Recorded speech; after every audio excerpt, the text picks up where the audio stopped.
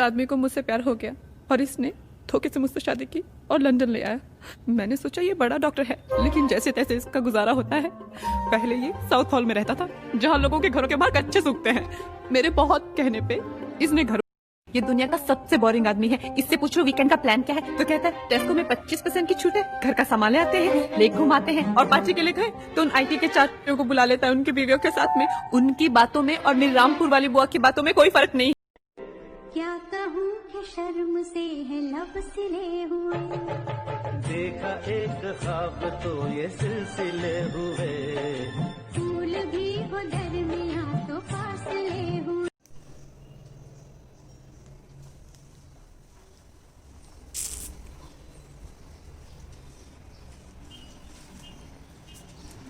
Surprise! Oh my god! Thank you, Ninu. Happy engagement anniversary. Yo Thank you so much for gift. Guys, finally 5 years हो गए हमारे engagement को. Finally हमने निकाल लिया इतना time. I really can't believe this कि इतना सारा टाइम एज अ कपल हम लोगों ने ये मतलब स्पेंड किया. और ये एक वीडियो में बनाना चाहती थी कि ओके 5 years काफ़ी हो गए हैं एज अ पर्सन हम एक दूसरे के साथ रहते हुए. तो आज मैंने निनाद को भी कन्विंस कर लिया है कि वो भी मेरे वीडियो में आए और कुछ. निनाद से hi to all my subscribers friends. Hi hi hi. Arrange marriage थी. बहुत सारे लोगों को ऐसे लगता है कि हमारी लव मैरिज है, बट अरेंज मैरिज थी. माँ बाप ने डिसाइड किया. तो निनाद अभी 5 साल हो गए हैं हमारे रिलेशन को. तो व्हाट वी अचीव अचीव में बोल सकते हैं कि बहुत सारी चीज़ें जो हमने अचीव की है. स्पेशली अभी 5 साल हो गए. 5 साल एंगेजमेंट को हो गए, शादी को 4 साल हुए हैं. तो अभी तो लाइफ चल रही है, but still in last 5 years we can say that we achieve so many things. It's not only our relationships, but like we buy our new home. Just we have only 2 earning, so we don't take any help from anyone. So we buy home, we buy our new bike in last 4 years, and there are so many upcoming things are coming. So we are concentrating on that. So in next videos we will definitely tell you so what we are going to buy, what we are going to achieve. But for me, especially the respect I had for her, that I can't express in words. But there are so many things like the loyalty, the craziness we had. So obviously you guys can follow her on Instagram, on Chingari app, on Facebook. So she posted so many things. So obviously हम दोनों के लिए तो बहुत सारी चीज़ें जो achieve भी की है तो बोल सकते हैं. हर बात जैसे वी कैन से कि बहुत सारे कपल्स का गोल रहता है कि शादी के 3 साल में बच्चा करना है. पर हमारा गोल ये था कि शादी के 3 से 4 साल के अंदर हमको घर करना है. तो एज अ पर्सन हम दोनों ने मिलके वो डिसाइड किया कि मुंबई जैसी जगह पे एक बहुत एक्सपेंसिव जगह पे मतलब एक कह सकते कि कल्याण मुंबई में नहीं आता.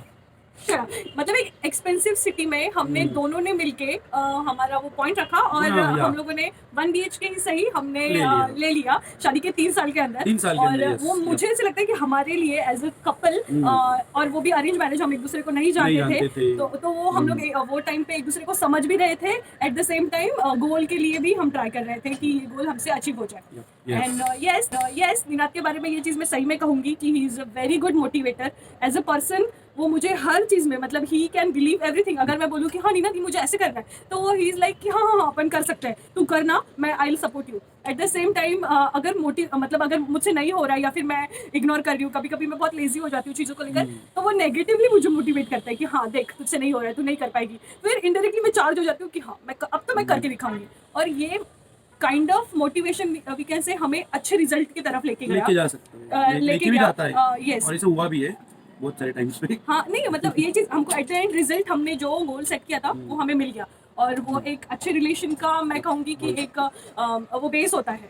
एट द सेम टाइम अगर मैं कहूँगी तो हम लोग एक दूसरे से बहुत डिफरेंट है. He is very different kind of personality और मैं बहुत डिफरेंट हूँ. व्हाट वी कैन से निनाद. हाँ वो तो है कि हम बहुत डिफरेंट है एज अ नेचर वाइज. कि अभी मैं भूल गई निनाद, मुझे कुछ तो बोलना था.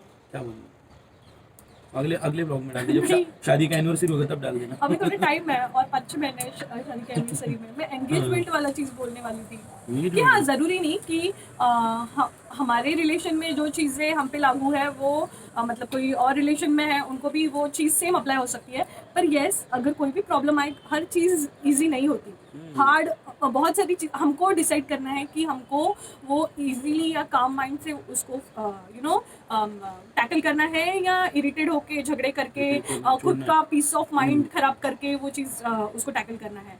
तो हमने ये हमारी लाइफ में बहुत हार्ड टाइम आया, राइट? शादी के फर्स्ट ईयर में बहुत हार्ड टाइम आया, बहुत हम लोगों ने एक दूसरे की चीजें हमको मैच नहीं हो रही थी, पता ही नहीं थी बहुत हाँ, और चीजें हम बहुत ही क्योस चल रही थी।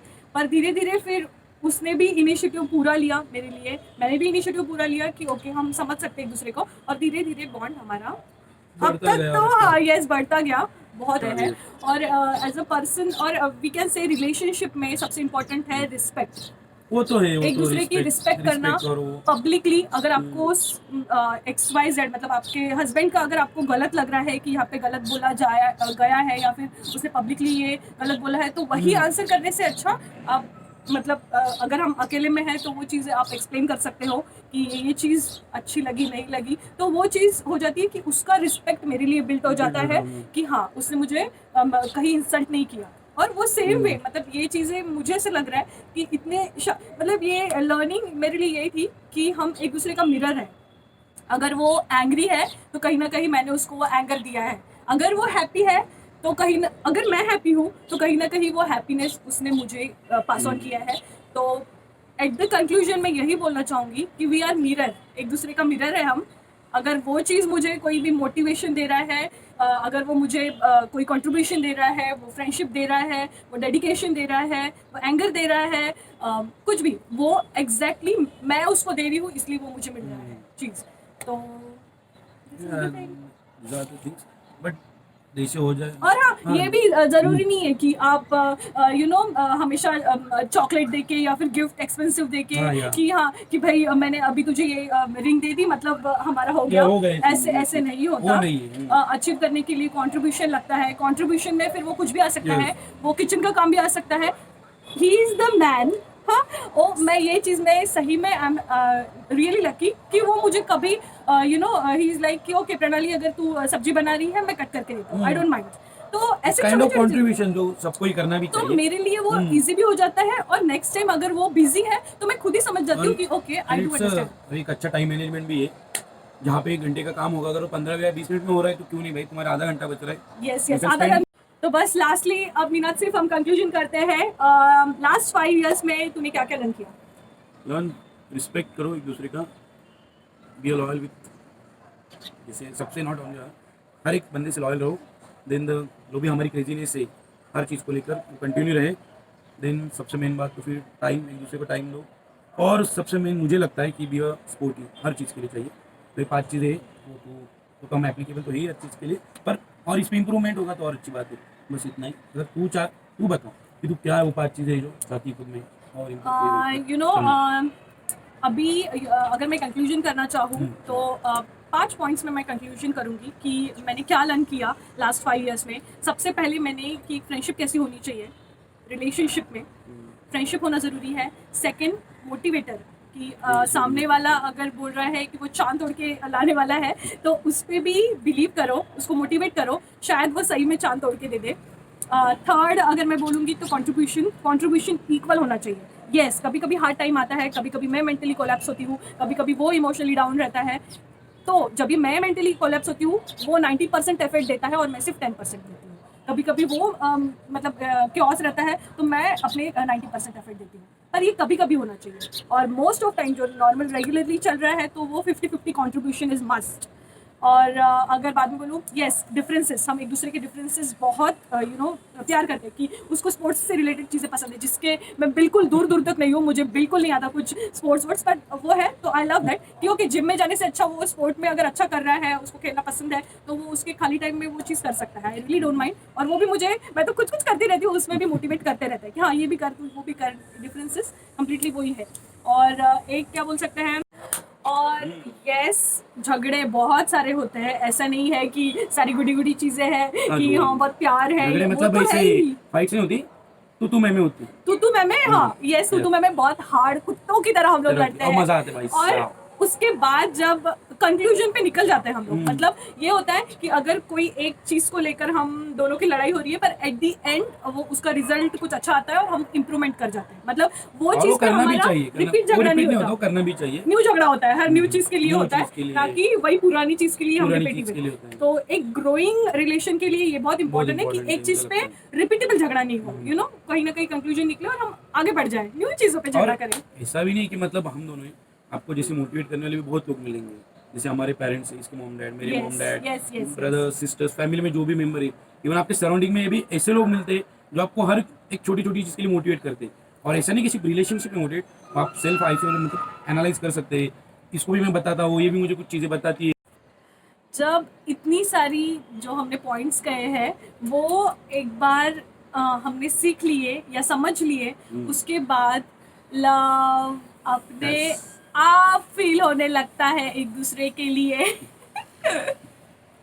When where the ceremony is happening, so he went there and he was in complete in sherwani and all that.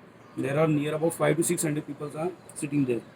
So everyone thought that कि my brother is the groom. So he was the person, he is going to be engaged with her. So everyone was like, oh my, oh, he's the boy, he's the boy. So everyone is looking at him and everyone praising him. Oh, you can go there. आप वहाँ पे जाइए, वहाँ पे बैठिए, आपको वहाँ पे जाना है. And he was मतलब like, जो ग्रूम हाँ, and he was को like, रिस्पेक्ट देते वैसे वाला। and he was like, अरे मुझे क्यों बोल दे? Because I was at another place. Because I was in car. And he was. Ninad actually पीछे से आ रहा था। Yeah. So that's the main incident. And he was like, oh my God, सब मुझे ऐसे क्यों देख रहे, बोल रहे. और गांव में ऐसा होता है कि लोग थोड़े जज कर लेते हैं आपको कपड़ों के ऊपर से.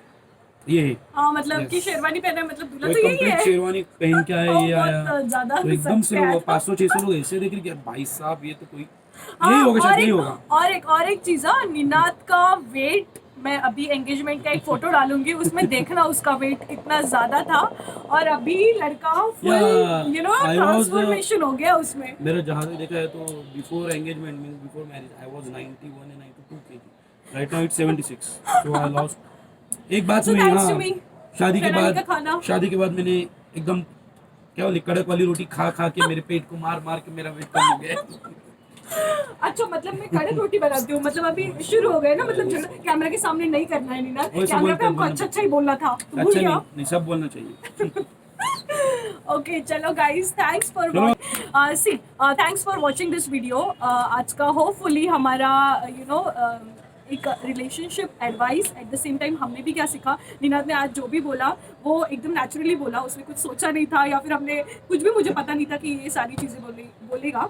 तो अच्छा लगा मुझे कि कुछ चीज़ें यू नो कुछ बोली हुई चीज़ें आपको बहुत इंपॉर्टेंट लग जाती है या फिर आपको खुश कर देती है।